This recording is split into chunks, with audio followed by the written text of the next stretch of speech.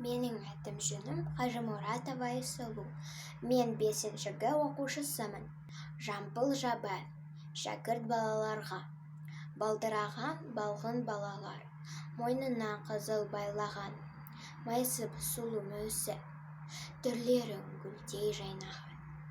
Мектеп бопынық әуісі, жасынан білім ойлаған. Айналам сендей жеткішек, қарасам көзім тоймаған.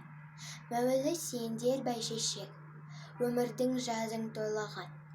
Ұялы мен бір бәйтерек, ортамда көктем бойлаған.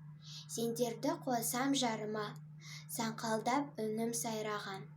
Қазнандап кірі саусағым, ішікте болап ойлаған. Мектептен сендер келшіге, тағы да бір жыр ойлам. Киінген сон айтып бермесем, балалар кәні қоймаған.